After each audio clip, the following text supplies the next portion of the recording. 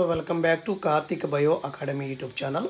So మీరు గతంలో ఏటెట్ exam అయినా కానీ లేకపోతే కాంపిటేటివ్ ఎగ్జామ్స్ అనేవి ఒక గవర్నమెంట్ మారిన తర్వాత అంటే కొత్త గవర్నమెంట్ వచ్చినప్పుడు ఏదైనా మనకి వచ్చిందనుకోండి, ఖచ్చితంగా గత ప్రభుత్వంలో ఉన్నటువంటి వెల్ఫేర్ స్కీమ్స్ ఏదైతే ఉంటాయో ఆ వెల్ఫేర్ స్కీమ్స్ని వీళ్ళు రద్దు చేసేసి రద్దు చేస్తారు. లేకపోతే గత ప్రభుత్వం ప్రవేశపెట్టినటువంటి ప్రభుత్వ పథకాలు ఏదైతే ఉంటాయో కొంత మోడిఫికేషన్ చేస్తారు.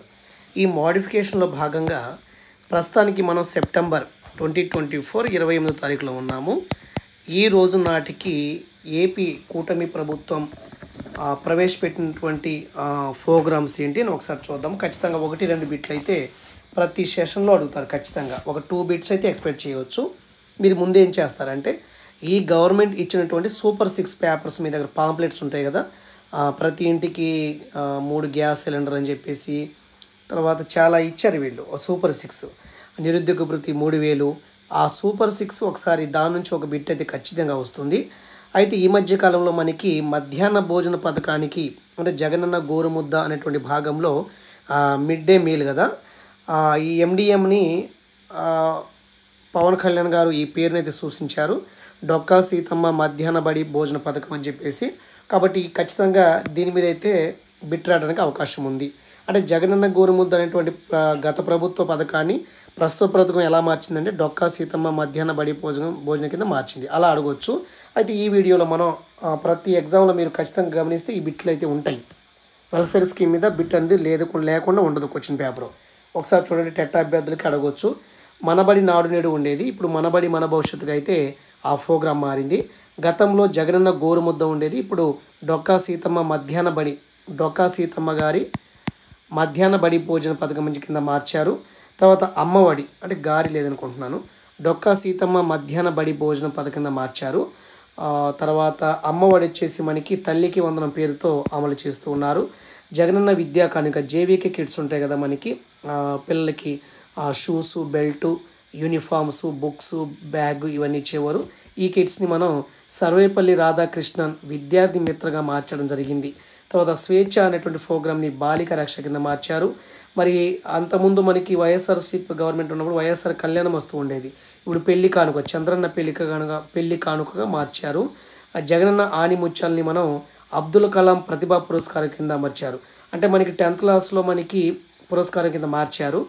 మనకి జగనన్న ఆణిముత్యాలు అనే పథకము గతంలో మనకి 10th క్లాస్లో ఎక్కువ మార్కులు వచ్చిన వాళ్ళకి మనకి నియోజకవర్గ స్థాయిలో, మండల స్థాయిలో ఇలాగ జిల్లా స్థాయిలో ఎవరైతే ముందు వస్తారో వాళ్ళకి ప్రైజ్లు అయితే ఇవ్వడం జరిగింది. జగనన్న ఆణిముత్యాల ప్రోగ్రాంలో భాగంగా దాన్ని మనం అబ్దుల్ కలాం ప్రతిభా పురస్కారం కింద మార్చారు ఈ గవర్నమెంట్. తర్వాత వైఎస్ఆర్ విద్యోన్నతి, ఇప్పుడు ఎన్టీఆర్ విద్యోన్నతిగా అయింది, పెద్ద మార్పు ఏం లేదు. తర్వాత మనకి జగనన్న వసతి దీవెన ఉండేది, ఇది పోస్ట్ మెట్రిక్ స్కాలర్షిప్గా మార్చడం జరిగింది. తర్వాత జగనన్న విదేశీ విద్యా దీవెన ఉండేది. సో దీన్ని ఎలా మార్చారంటే అంబేద్కర్ ఓవర్సీస్ విద్యానిధిగా మార్చారు. అయితే ఈ గవర్నమెంట్లో ప్రస్తుతానికి మనకి ఈ గవర్నమెంట్లో సూపర్ 6 అయితే అమలు చేశారు వీళ్ళు. ఈ సూపర్ 6ని ఒకసారి మీరు చూడండి, దాంట్లో ఉన్నటువంటి పథకాలు ఏదైతే ఉన్నాయో సూపర్ 6 ఏదైతే వాగ్దానాలు చేస్తున్నారో ఆ వాగ్దానాల నుంచి ఖచ్చితంగా మనకి బిట్ అయితే అడగవచ్చు.